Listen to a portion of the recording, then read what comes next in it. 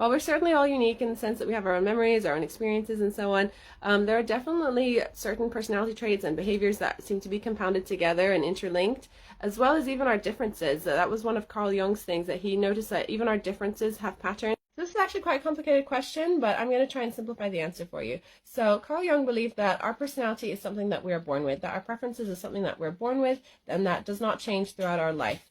However, we do tap into our third and fourth cognitive functions, which are our less developed ones, as we get older, more towards midlife. So we become a more well-rounded sort of person, and we appear to change and develop as we go. However, our first two cognitive functions are the ones that are what people see from us, what is most obvious, and what we use best, and what comes most naturally to us. Where that comes from, Carl Jung believed an idea called collective unconscious, which is the collective experience of humankind, the collective memories of humankind, and then from that, it comes down to us, to our personal unconscious, in our own mind, formulates and moves down into our personal conscience. So this is a great question, and technically, no, your personality and your preferences don't change, but what does happen is that your third and fourth cognitive functions, your less developed cognitive functions, become more mature with life and experience. So it may appear that your personality has changed just because you're tapping into those. The thing about knowing your personality type is knowing where your strengths and weaknesses are, what you can work on, also that feeling of validation. The good thing about knowing your personality type, though, perhaps, is that it becomes an excuse for bad behavior, or like an excuse for like, oh, I'm an introvert, so I'm not going to try and go out, or oh, I'm a sensor, so I don't need to see the bigger picture, that's just not me. Putting yourself in a box like that, I think, is not a good thing. It's not good for your self-development. So this is a really good question, and the short answer is yes. You can definitely train yourself to act like a different personality type.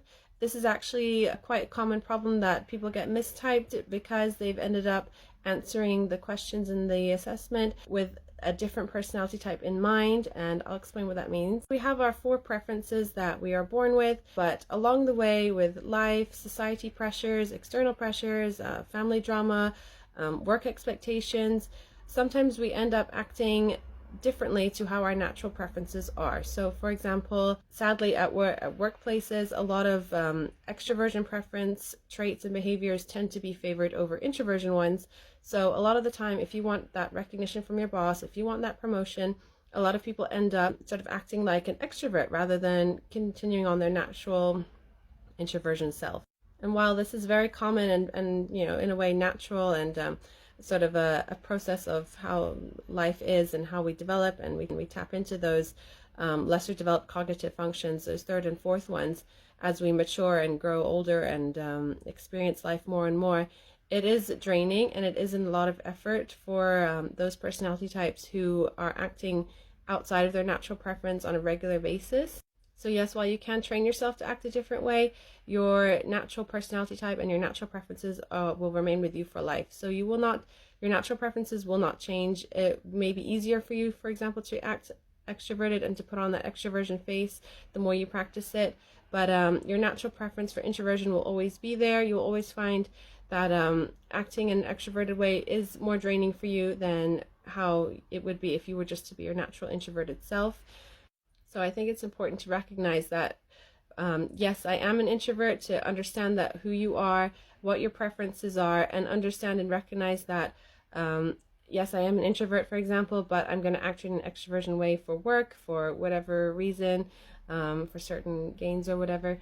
I'm going to act this way, and I know that it's going to be draining for me, so I'm also going to allocate time for myself to decompress and sort of recuperate myself from this extroversion mask that I'm wearing, because I know it's going to be draining for me. I understand that I'm not going to overexert myself or deny who I am, and I still understand who I am and why I'm doing this, what the purpose of this is.